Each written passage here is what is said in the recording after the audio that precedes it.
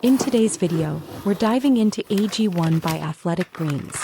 Now, I know this product has been hyped up by influencers and health gurus alike. But for my own research, I have been very curious as to if it actually works. So, for the past 60 days, I've been drinking AG1 daily, and I'm here to share my experience with you. Spoiler alert, I didn't see any of the benefits that AG1 promises.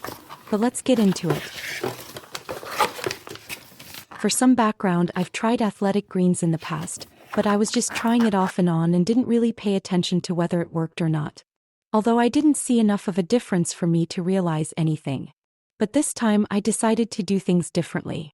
I ordered 2 bags of AG1, determined to stick with it for 2 whole months. Now, if you've been on their website, you'll see that AG1 makes a lot of promises. They say it supports 5 major areas of health: energy, immunity, gut health, hormonal, and neural support. These are not very measurable. They are subjective to each person. They claim that many people start seeing benefits like sustained energy, fewer cravings, better gut health, glowing skin, and even improved concentration within the first month. But after 60 days of trying AG1 every single day, I honestly didn't notice any significant changes. I didn't feel a huge boost in energy. My immunity didn't feel stronger. I even got a sore throat. My gut health didn't feel more balanced, and I definitely didn't notice any magical anti-aging effects like they mention on their website. My hair, skin, and nails didn't change at all. My cravings didn't lower. I'm not saying AG1 can't work for others, but for me personally, I didn't see any of the promised benefits. And don't forget that the placebo effect is a real thing. Now, I'm not a doctor and I didn't go to the doctor before starting AG1, so I can't give you any kind of statistical proof such as blood results about how AG1 worked for me. But from my own informal experiment, it just didn't make the impact I expected. Well, it's the morning time. If you've been on social media in the past few years, you've probably seen a lot of influencers promoting AG1. It seems like every other YouTuber, fitness coach, or health influencer is an AG1 brand ambassador. And I get it, influencers have a massive reach, so when your favorite YouTuber or fitness guru says, "This changed my life," it's really easy to think, well, if it worked for them, it could work for me, right? But here's the thing. Just because someone we follow is endorsing a product doesn't mean that it's actually worth the money. It doesn't automatically mean that the product does what it claims to do. And when it comes to something like AG1, I think it's really important to pause and ask yourself, does this product really work? Is it actually worth that amount of money per month? I'm not saying that AG1 is a scam or that it won't work for anyone. A big thank you But to after Athletic trying it Greens for myself sponsoring twice this and video. seeing no real benefits, it does make me wonder how much of the hype is just well-crafted marketing. I hadn't really done much research on AG1 before purchasing, but while researching for this video, I came across a YouTuber by the name of Scott Carney, who dug into AG1's background. This is Chris Ashenden, a convicted criminal and the founder of the billion-dollar supplement company AG1.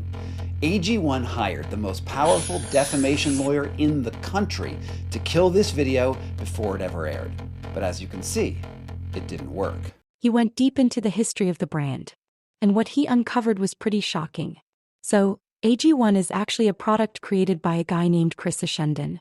But it turns out that Chris Ashenden's background isn't as clean-cut as you might expect for someone running a billion-dollar supplement company.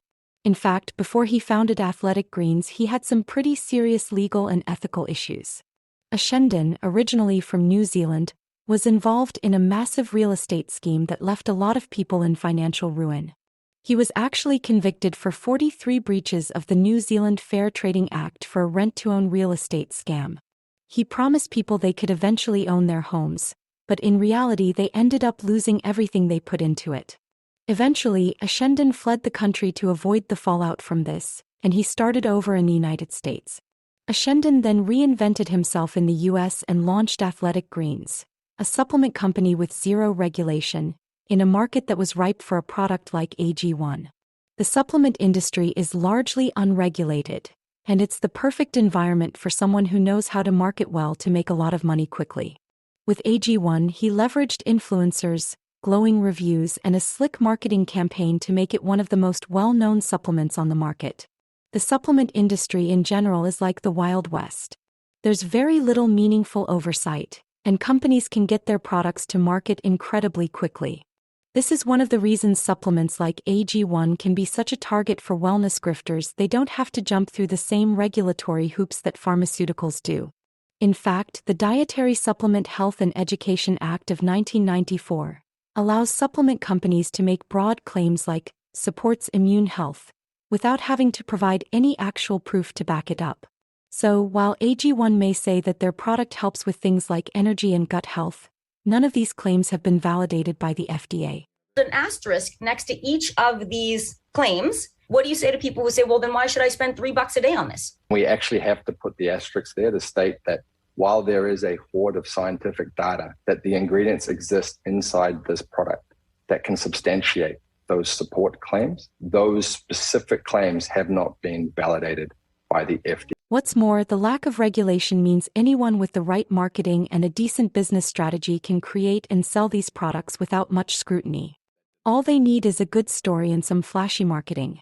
And when you factor in the huge profit margins in the supplement industry, it's easy to see why companies like AG1 can thrive despite a lack of official oversight.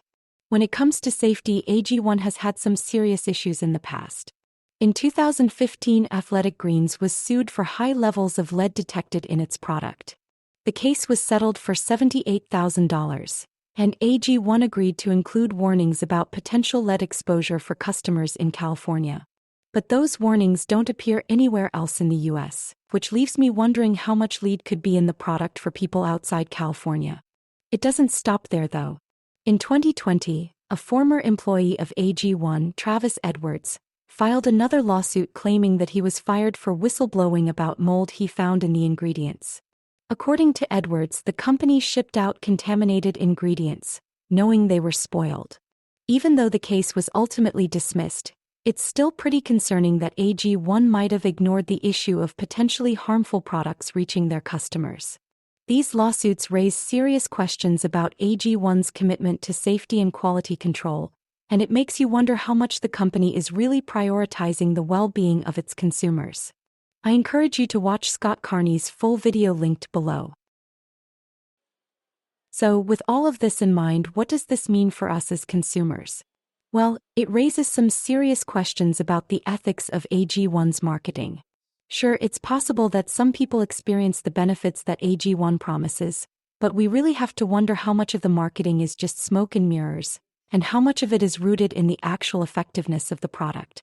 For me personally, after my 60-day experiment, I just don't think AG1 lives up to what it claims. It's one thing to have a great marketing team behind you, but it's another to actually deliver on your promises. And when you dig into the background of the company's founder and the way AG1 was marketed, it's hard not to feel a little skeptical.